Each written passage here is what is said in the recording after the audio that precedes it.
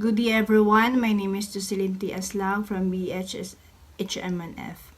Today we're going to discuss about the fundamentals in lodging operations. The fundamentals in lodging operations is one of the five main sectors of the travel and tourism industry. Lodging operations is involved in the providing guests with accommodations for a certain fee. The guests are people who are temporarily away from their homes and who travel either because of the business of leisure. Lodging operations do not only provide accommodations, some provide almost all services that guests do not need to go out of the hotel since everything is found inside the premises. So now let's go to rooms divisions, room departments. In a full service, room divisions includes the front office, housekeeping, security, and the engineering department. For the main reasons that these four especially function because of the main product of the hotel and the guest room. So first is the front office. It is responsible for the reservations, guest check-in and check-out, mail and information services, and concierge services. Second is the housekeeping. The housekeeping is keep the hotels and the areas clean, tidy, hygienic, and pleasant and performs the duties and decorations on hotel premises. The third is the security, responsible for keeping the property. Its guests and employees stand secure from external hazards. And the fourth is the engineering and maintenance. Ensures that everything in the hotel is functioning. It takes care of preparing for furnitures and fixtures and painting the required area. When the hotel is small, these works are contracted with out agency. The second is food and beverage, responsible for preparing the menu and foods and managing inventory of food and beverage items.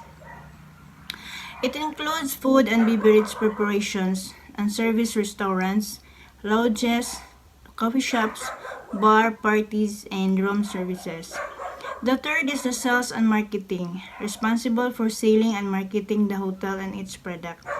The fourth is the accounting, conduct all financial activities like producing bills and receiving payment, computing employees' compensations, and delivering payments. The fifth is the information technology, responsible for keeping all of its equipment operational. The duties include maintaining telephone, hotel management software, internet, etc. Sixth is the human resources department, responsible for sourcing, interviews, and recruiting. Administration, training, and promotions are some of their responsibilities. So let's go about members of the executive committee. One is the general manager. The general manager is the overall in charge of the entire hotel. He oversees all of the departments in the hotel. He is responsible for defining and interpreting all policies established by top management. The second is a resident manager. It is act as the general manager in his absence and represent the general manager in interdepartmental committees. He is the manager of the rooms department normally. Since the hotel operations on a 24 hours basis, 365 days a year, a department head must always be at reach for any concern that may arise even in the few hours of the night. The third is the food and beverage director. Directly reporting to the general manager, the F&B director is responsible for coordinating all food and beverage activities daily. The fourth is the executive housekeeper. He is responsible for overseeing the entire housekeeping department to ensure delivery of quality service and exceptional guest experience through the provisions of clean guest rooms and hotel facilities. Five is the director of security. It is responsible for ensuring the safety and the security of the guests, employees, and hotel property with the help of his team. Six is a director of sales and marketing. It is responsible for planning and implementing sales marketing and product development to ensure target sales are achieved. Seven is the director of the human resources. It thus with overseeing the human relations system, handling employee relations, ensuring compliance with regulations, managing budgets, assessing needs, hiring employees, designing training programs, and developing compensations and different plans. 8 is the chief accountant, leads the finance department and other related operations to manage and maximize the profitability of the property. 9. The ship engineer oversees issues such as repairs and renovations, create budgets for the maintenance department, and hires and trains staff. 10 is the information technology director. It is responsible for daily support of IT systems, business system, office systems, computer networks, and telephone systems of the entire hotel property. So now let's go to the hotel types by size. Number 1 is a very small hotel which is below 200 rooms. And the small rooms is up to 200 rooms. And number 3 is 200 to 399 rooms, which is that is a medium hotel. And the large hotel is the 400 to 700 rooms. And the mega hotel is more than 700 rooms. So now let's go to hotel types by locations. So number 1 is the airport hotels. The airport hotels accommodations are located near the airport. The guests in transit use them for a short stay. The second is the botels, a boat with sleeping accommodation that is used as a hotel. The third is the city center, accommodations located near the airport. The guests in transit use them for a short stay. The hotel need not to be connected to the airport to be able to operate.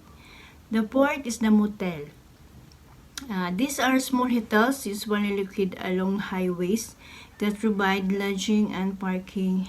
Rooms are usually accessible from an outdoor parking area. Transient guests are the common guests of this type of accommodations. The fifth is the floating hotels, also referred to as cruise ship. Hotels are not located on solid ground, but with the facilities and surface of the hotel. Number 6 is the resorts, luxury facilities that are intended primarily for vacations, and it's usually located near special attractions such as beaches, seashores, scenic or historic areas. So now let's move to hotel types by target market. So this. So number 1 is the airport hotels again.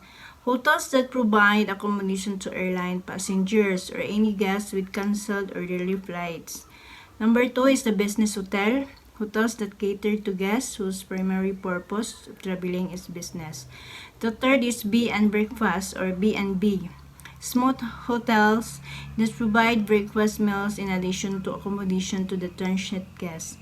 The fourth is the casino hotel. Hotels that have entertainment facilities in the premises that provide accommodation mainly to guests interested in gambling. The fifth is the resort, accommodation that offer facilities such as spa, basketball and tennis court, golf course, fitness center, sailing, snorkeling, swimming, among others that originally target high-income busy professionals who wish to spend time away from homes and crowd. 6 is a service apartment. These accommodations that normally acquired by residential guests located in a residential colonies. These types of accommodations offer all basic amenities such as kitchen, washing machine, dishwasher aside from beds with 1 week and housekeeping service. So let's move to hotel types by its rating. Number 1 is the 1-star hotel.